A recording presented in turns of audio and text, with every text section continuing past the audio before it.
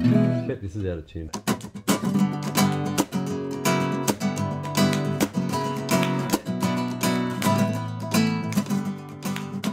Arrinconamela y échamela al rincón, que esta la quiero y échamela al rincón.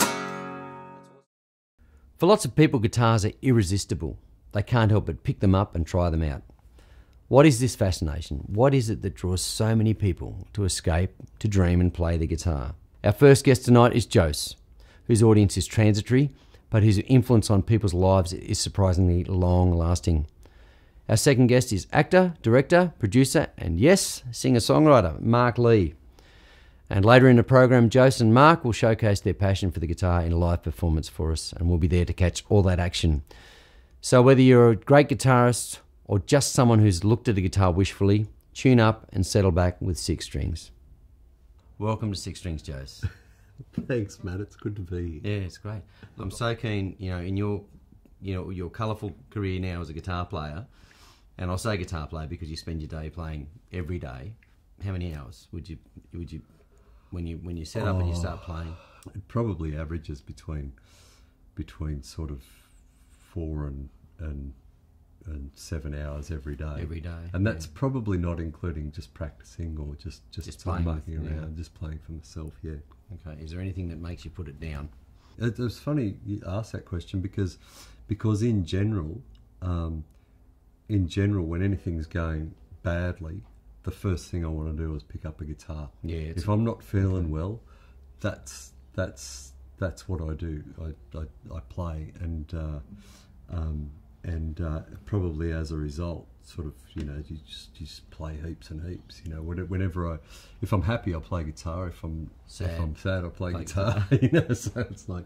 So but in being people who know you, and there's lots of people who know your face, Jose. They know the beret, they know your songs, they know you from your gypsy music, they know you from Pitt Street Mall, they know you from all sorts of different outfits. But over a long time now, you've become a really focal part of Sydney's fabric of not only buskers but world music people.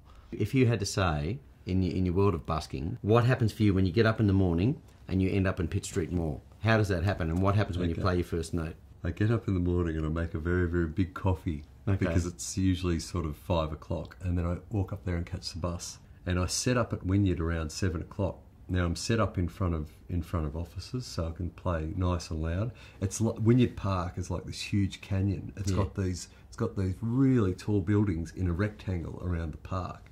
So you play a note, it goes ding, ding, ding, ding, and it ends up sort of somewhere down on George Street by itself going. That's right. Man, I wish he'd tune his guitar. So the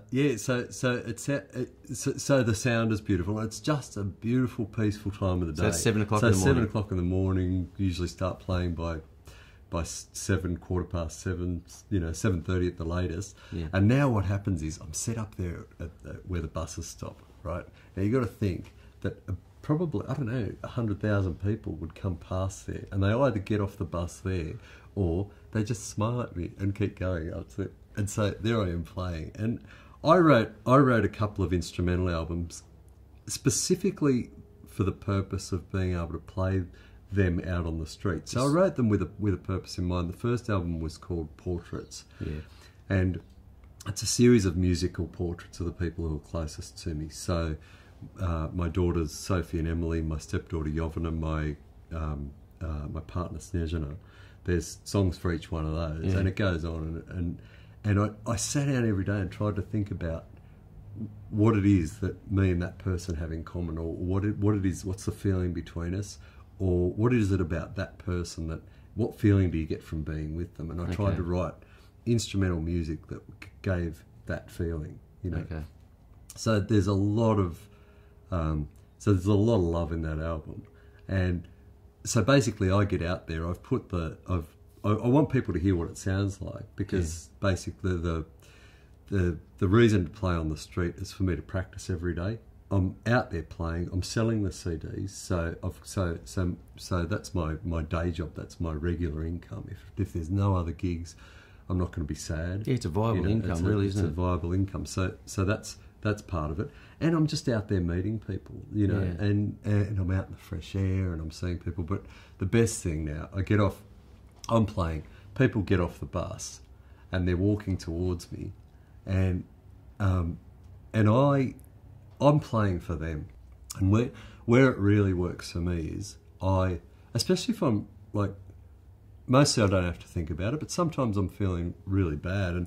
And when you're feeling bad, you tend to get, you know, right into your guitar and like you're scared that people are going to come and talk to you or tell you that it's too loud or tell you don't play that song again. That's an insecurity. You know, you get all those insecurities going on in your head. And for me, it's been a really interesting psychological thing, because when you're feeling bad, you know, I've been there, I'm playing, and somebody walks up to me and they go, and I'm getting ready for them to go, if you don't turn that down, I'm going to call the Rangers, right? You know, and I'm going, and they're looking at me, they've got this look on their face, and I'm like, you know, and I smile at them and they go, that's the most beautiful song I've ever heard.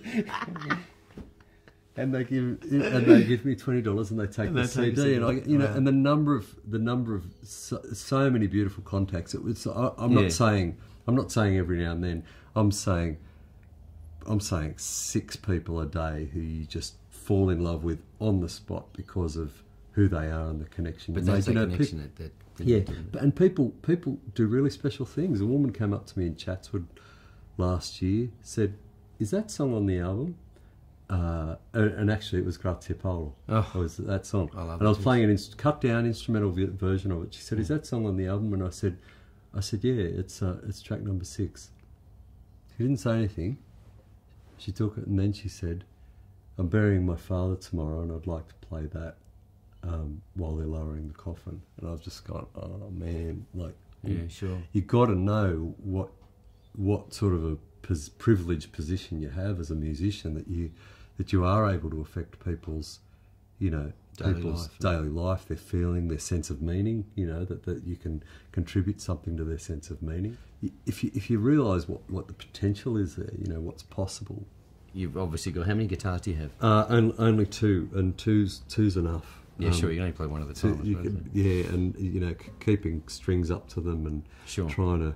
This is a flamenco guitar. There's 2 sounds that I really love with guitar. I love the flamenco tradition. Yeah. I love the gypsy jazz tradition. So I've got 2. Do you have of a those. favourite between them, or I mean, if you had to pick one up like that, which one do you jump to? I don't know. No, I don't. Okay. I don't. Okay. I mean, that's a great sounding instrument. There's no good. Yeah, what this is good for is this sort of thing. Yeah. Actually, you want to help me out with this? Sure. Okay. Basically, what you have to do, We're you have to clap. Not like applause. You're a wonderful player. No. You have to clap. It's palmas. Okay. All right. So the beats 2, 3, 4. So you're going to 1, 2, 3, 4, 2, 3, 4. All right. So it's going to be like that. So anyway, This will give you more of an idea of what I'm doing with the Marsala show.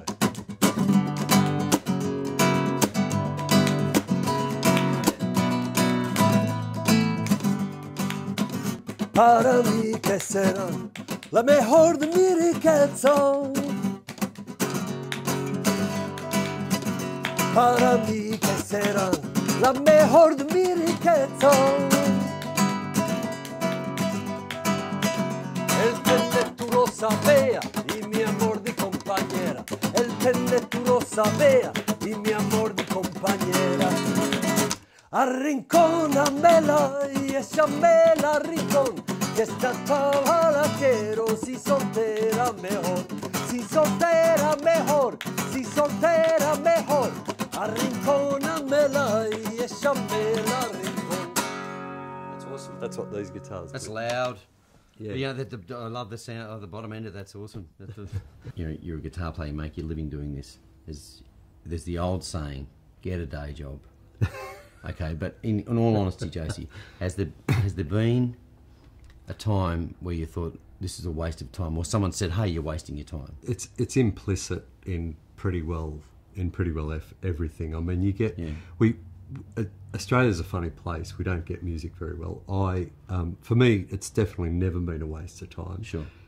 And look, Dad said when I was growing up, Dad said, just do what you're good at, do what you like doing, do lots of it, and people will pay you for it. Of course. You know, and It's good advice. basically, I've not always taken that advice, and basically what it comes down to is this is all I'm good at. I can make more money doing this than I can doing anything else. You can imagine security, Sure. but I've been out. I was out. I will never forget this. I was out busking. I can't remember how long ago, but it was that last financial scare crash Okay. thing, not this one, but the last one. And we were out, we were playing, we were selling CDs. A guy who comes out to Marsala gigs and who regularly sees me in the city is a young guy who works with an accounting firm. And he used to walk past, he used to say hi, he had a couple of CDs and stuff like that. He came out one day, almost in tears, and he said, you know what? I always wanted to be a musician. And my parents said, no, you have to have a stable job to fall back on. So I've gone into accounting to have a stable job to fall back on. And I just lost my job. And you guys are still here making money. Music is like, the one thing people don't get, especially in Australia, is that music is like, yes, it is, it's our heart and soul. Okay, that's one thing. That's one part of it. It's also a very, very viable business Sure. opportunity, if you want to think about it like that. But it's all different colours too. It's but different places. Like it's not just in the pub singing Brown Eyed Girl. You know, there's lots of different ways of making your money. And I mean, I can see that right. you make your living from busking from this to that to this to that. But look, like I was saying before, it's really just about communicating. It's about, without wanting to sound awful or weird, basically you want to be in love with people. You want to be intimate with them. It's the only reason that I can think to have any dealings with people at all, as if you can find out, you know, how they are, who they are, how they're feeling, and if you can connect how you're feeling with how they're feeling, then maybe something might be possible on the planet, you know. Sure. And for me, it doesn't matter if it's guitar or if it's me singing my songs or other people's songs, or painting or writing a story. I'm always trying to do the same thing. You know, and people get it. They get it all the time. You know, I was there's thousands of stories on the street. You know, people. A guy across the road 2 weeks ago. He sleeps in Wynyard Park. Okay. And he came across the road, shuffled across. He walks funny. This guy. He's got no shoes on, ripped jeans, and he'd be my age, you know. And he comes over, and he puts $20 in my case and goes, "I love your music." And the poor guy has to listen to it every day because I'm out there, right? And I went, man, you can't do Give me that. 20 And I chased him to give him his $20 back. I said, you can't do that. He went, no, you keep it. I went to give him a CD and thought, you idiot, the guy hasn't got a stereo out there on his park bench. And anyway, he's going to hear me every day. I said, I can't even give you a CD. I said, you don't have a CD player. I can't even give you a CD. And he said, you keep that $20, and the next time somebody really beautiful comes along, you give it to them. There you go. From me, right? So there I was playing along, and then sure enough, you know, because you often get like, you know, people who definitely can't get a CD, little kids, for example. I always keep a couple of spares for people like that, because I just, you know, they love the music, and I just love the fact that they love it. And sure enough, woman walks up to the CD case. She's looking. She was dressed well enough, but I could see that she's like, you know, there was not $20 to part with there. Yeah, you know. And she said, "Look, I really love your music," and I said, "Stop right there." Yeah. I said, a guy came past before, and I told her the story, and so he's bought that. And she said, "Oh, thank you." I went, "Don't thank me. It's not me. It's him." You know, and that's for me where you start to know that everything's just going. It's just going around. It's not yours. You know, yeah, I can play guitar, but it's like, it's not me. It's not you don't.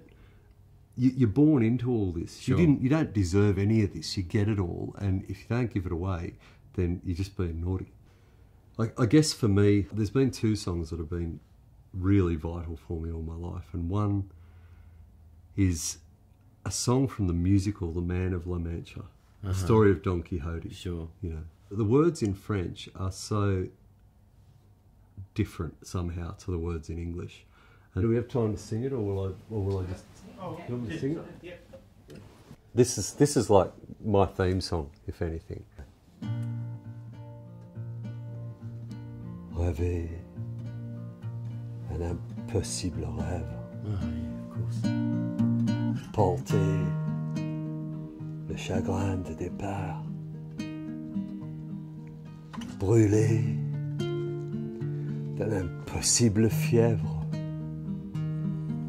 Partir où personne ne part.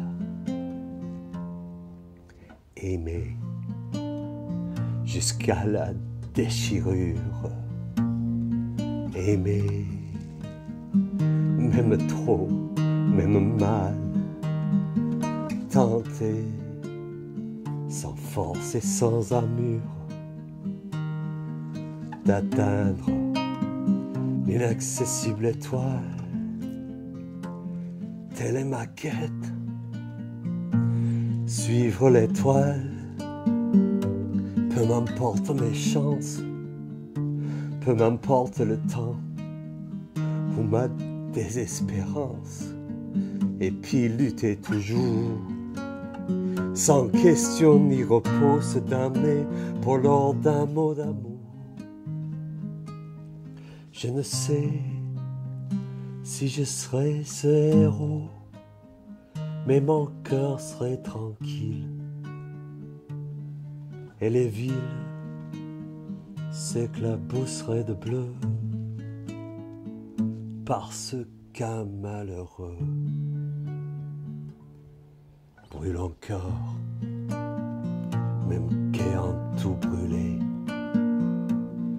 brûle encore, même trop, même mal,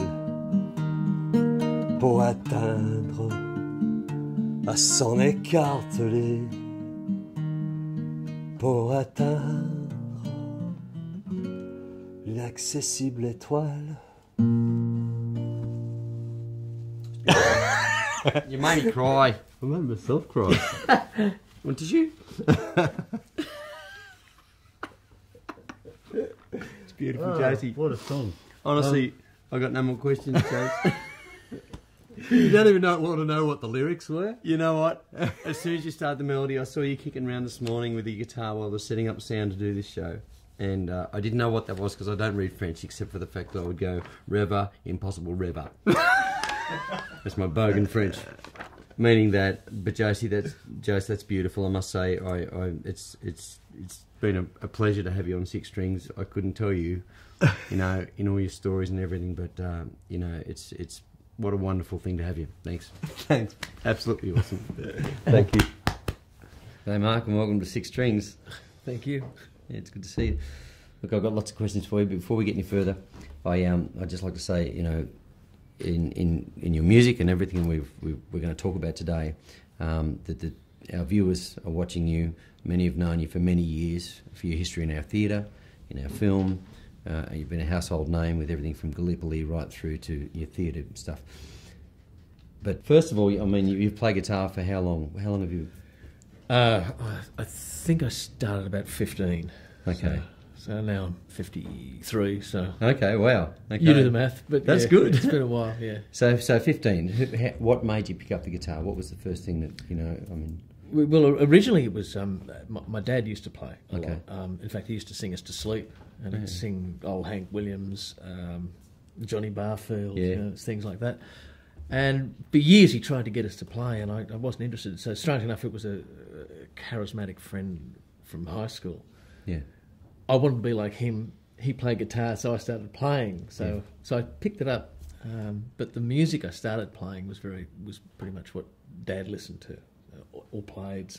So your first, if you had, say, a list of a few songs that you started with, what did you sort of scratch through? I suppose back in the 70s there would have been Cat Stevens, Crosby, Stills, Nash and Young, Dylan. But we also used to listen to the Weavers, so we did a lot of stuff like that. Woody Guthrie, Leadbelly. So I kind of grew up. In fact, I grew up with blues and folk.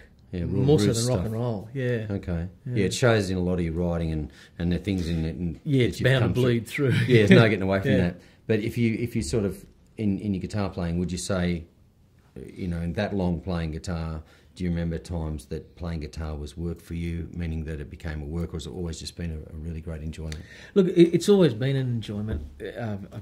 It was always an escape, like when you're an adolescent, you're going through the sort of absurd turmoil that adolescents go through. It was always a good thing to have, you know, pre-girlfriends or anything like that. You had a guitar and you could play music, and there was always a solace in it somewhere. So I always enjoyed that side of it. When it stops being enjoyable, I'll quite happily put it away. I'm not going to just make it work, and I've never done that. So in saying that, what would make you put the guitar down? Like saying, when you're saying it stops becoming enjoyable, and when you've played your life in music, in and out of it. Yeah, look, I did a period in the 80s where we played I played in several pub bands, and we worked over a long period, and it sort of became less and less enjoyable in a sense, because I was writing a lot more. No one wanted original material. So you're the in there bands struggling. were playing covers, and finally I just thought I can't do this anymore. So I put it away for a couple of years. Well, I went into building. I worked for a builder for a while. Did a lot of physical stuff, and then I came back to it. And when I came back to it, I was writing again. So I realised that writing and playing it made the whole thing coalesce, and that's when I realised that that's what I needed to do. Yeah, the writing. Yeah, writing and performing my own work. Yeah, and there's nothing like it. And you're still writing lots, or you have? No, I'm still fairly prolific. Not all of it great. In fact, out of probably 10 songs, you'll get 2 that work. But it's that whole process that you get them out of. It's like anything. Yeah, sure. You work at it, and the strangest thing is you'll sometimes work on a song for months and months and months, and nothing's right. And then one afternoon you'll write something straight off the cuff. Yeah, it just falls out. And it just happens. But it's usually because of the work you're putting into the other stuff. For sure. That triggers that. It's just like a stimulation process. I've heard nearly all your songs, in different parts, and of course the latest one with the co-pilots, songs like Howling Dogs, and the one with The First to Go, and things like that. How much of your bits and pieces would you say is something you've in your writing is from history narratives to something you've experienced? It's always hard to say, because normally, I've never kept a diary, but what I do is with songs, for me it's almost like a cryptic diary. Okay. So when I go through them, I realise there were elements and experiences I went through that I will turn into a song.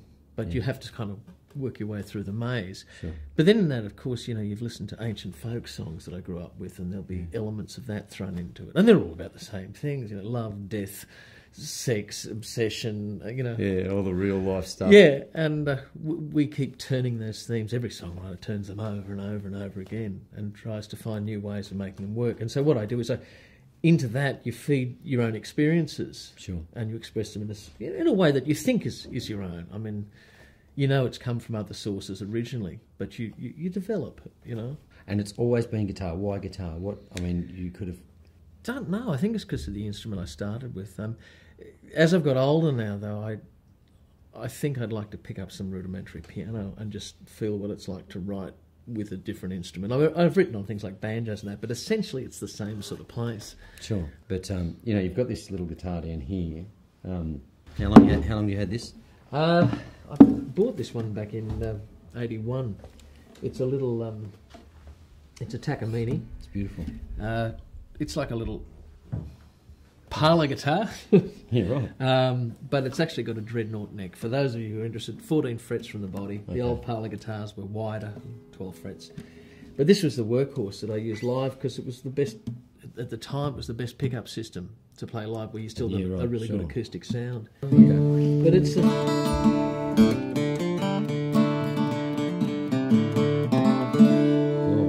But you plug it in, and she powers up, and it's just been such a great little workhorse. There are other guitars I have, as you can see against the back wall there. That was my father's guitar. Oh, yes. So it's old. from the 50s. Yeah. Wow. You still play that one?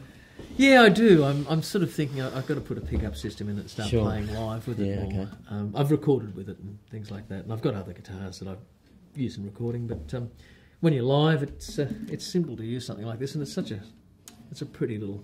I was going to ask you, do you have a favourite guitar? But obviously, if you've had that one that long, it's obviously your favourite instrument. Yeah, it's one of them. Yeah, this and my little black electric guitar. That's the two live instruments. That's cool. But do you often find, I think the ease of an acoustic guitar is you bang.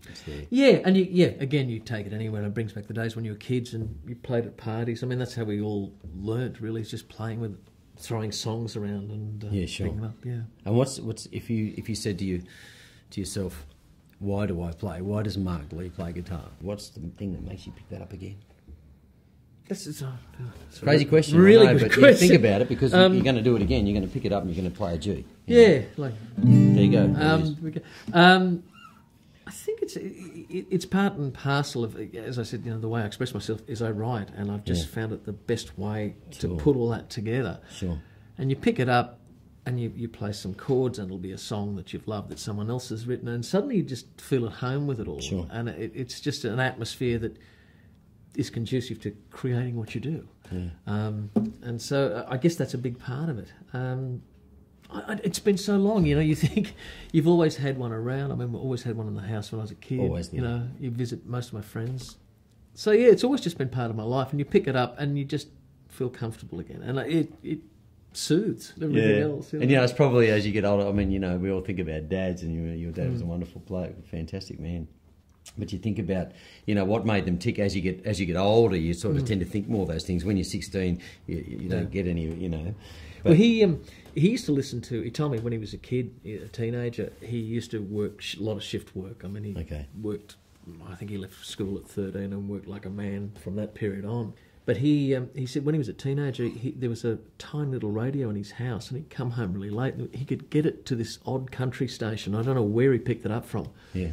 And he'd lie underneath the table with this radio and listen to Hank Williams and Hank Snow and Johnny Barfield and people like that. And absolutely adored it. He never got into rock and roll, neither did my mother. She was classical, and he was hillbilly and country music. So, he loved all that. So even though they grew up in the 50s, they sort of they bypassed all of that. There was something else, and so I got a lot of that. I mean, that was my That's a good thing. So yeah, and I find when I write now, it's sitting somewhere in my material. So. In listening to the album, the first track, in saying these songs, some of them are narratives of obviously historical events or something out of a book, and then there's other bits with just a man, a pen, his guitar, which that song, when I listened to that, I thought, wow, that just sounds like Mark to me. Look, it's an interesting song. It was one of those ones that took many years to write. You'd get a little bit of it and then you'd put it aside, and a little bit of it and you'd put it aside. But I was actually building over a time when, I think it's the first time I've ever told anyone this. There was a time I went through which was pretty dark for a whole lot of reasons, and career-wise things weren't going well, and it was just before I started working with a builder, which was where I learnt to do what I'm doing here in my house. And I think I was coming to terms with in those songs where you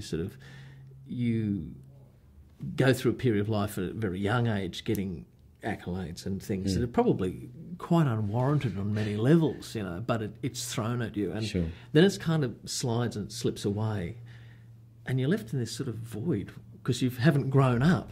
You've just fallen out.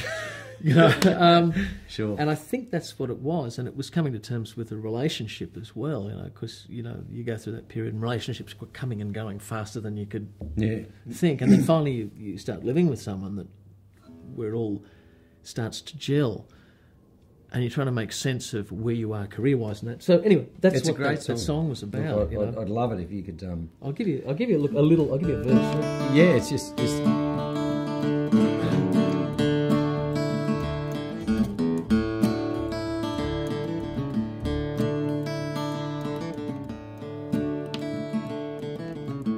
Felt like Robert Lowell thinking on the Union dead. mind went tripping back to something she once said when my road was lined with silver and my heart betrayed few fears. Nothing but a shadow marked the passing of the years, and she said, don't leave me alone. You don't turn me away. I will not be the first to go.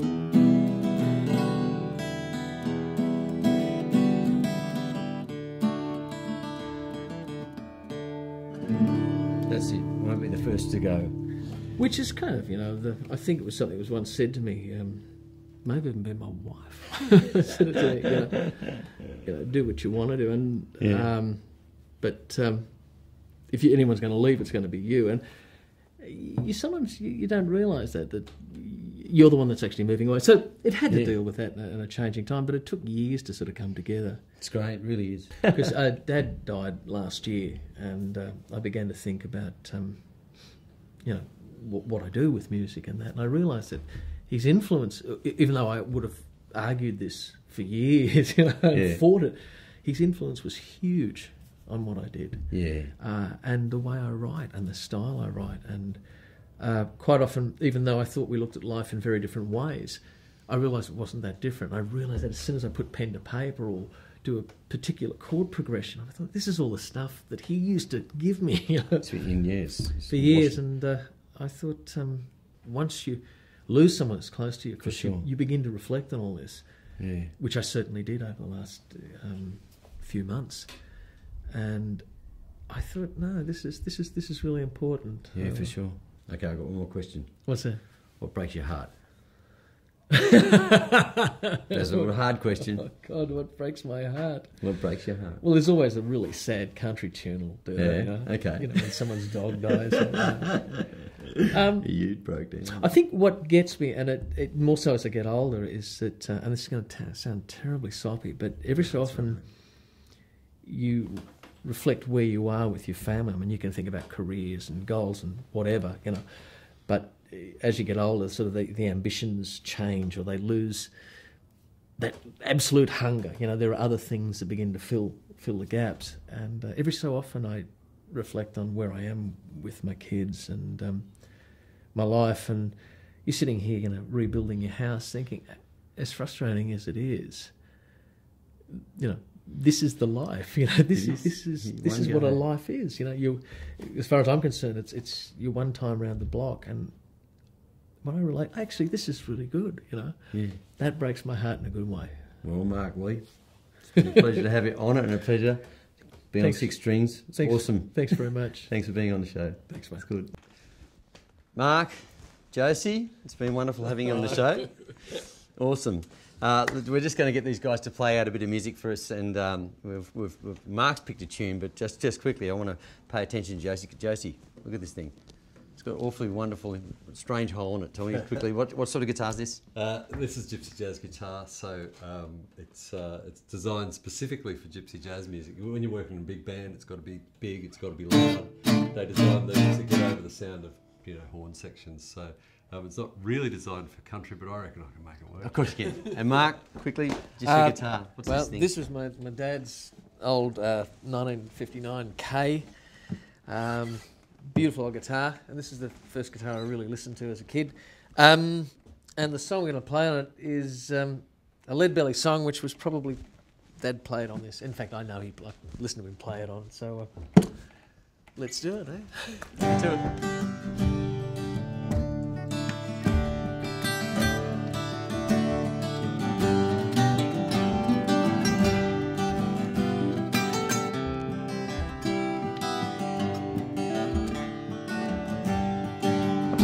Well, sometimes I live in the country, sometimes I live in town, and sometimes I take the great notion to just jump in the river and drown.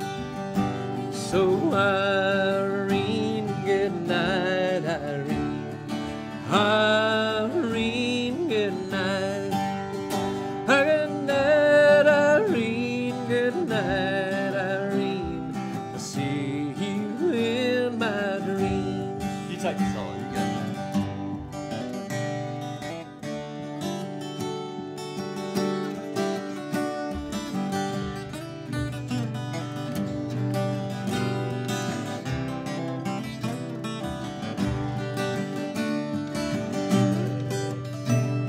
Well, I love Irene, Lord knows I do. I'm gonna love her till the sea run dry. But if Irene turns her back on me, I'm gonna take a little morphine and die. So Irene, good night, Irene. Irene, good night. Good night, Irene, good night, Irene. I see you in my dreams, you sully. I need some help. Come and help me, Matt. Come here, play.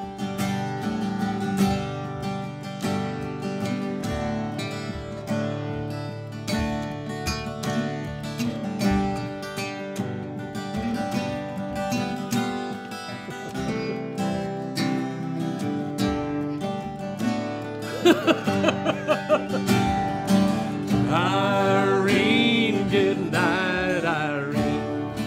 Irene, good night. Good night, Irene. Good night, Irene. I get you in my dream. Good night, Irene. Good night, Irene. I'm gonna see you in my dreams. Take us out.